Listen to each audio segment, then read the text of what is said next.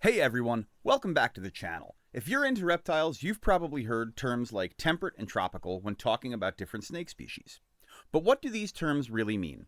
And how do they affect your pet's care? Today we're breaking down the key differences between temperate and tropical snakes so you can set up the perfect environment for your scaly friend.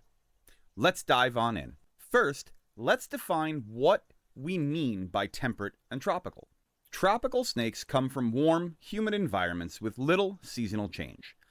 These are species like boa constrictors and green tree pythons. They need consistent temperatures and higher humidity year-round. Temperate snakes come from regions with distinct seasons, meaning they experience temperature shifts throughout the year. Corn snakes, garter snakes, and king snakes fall into this category. They can tolerate cooler temperatures and even periods of dormancy like brumation.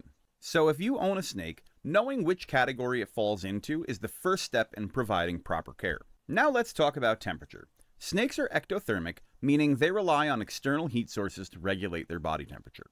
Tropical species, in general, need warm basking spots somewhere around 88 to 92 degrees and a cooler side from 75 to 80. Their temperatures should stay very stable. Temperate species often tolerate cooler temperatures, with basking spots generally in 85 to 88 degree range, with a cool side dropping as low as 70 to 75. Some temperate snakes can even handle brief drops in temperature without issue. If you keep a tropical snake too cold, they might become lethargic and stop eating, and other problems can manifest as well. On the other hand, if a temperate snake is kept too warm all year, that could shorten their lifespan and stress them out as well. Next up, humidity. This is where tropical and temperate species really differ. Tropical species need high humidity, 50 to 80%, depending on the species. This prevents dehydration and helps with shedding. Temperate species do best with a little lower humidity, somewhere in the 30 to 50%. Be sure to do all your research and make sure you're providing the correct humidity for your species.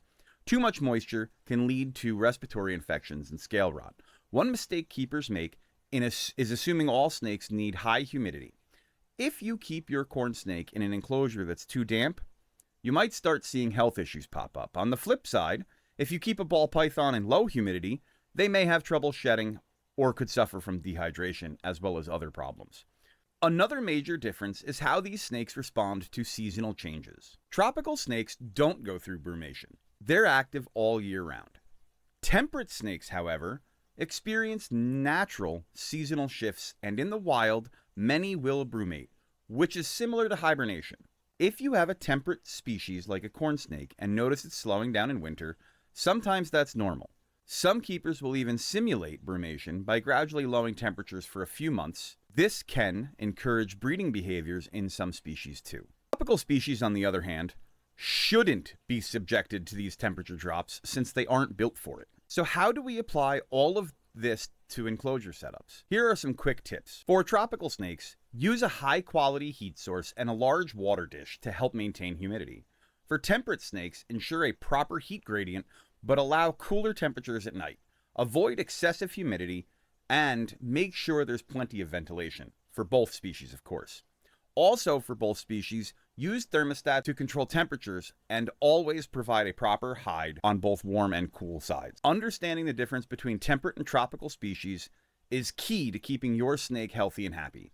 Whether you own a ball python, a corn snake, or something more exotic, knowing their natural climate will help you provide the best care possible. If you found this video helpful, please give it a thumbs up.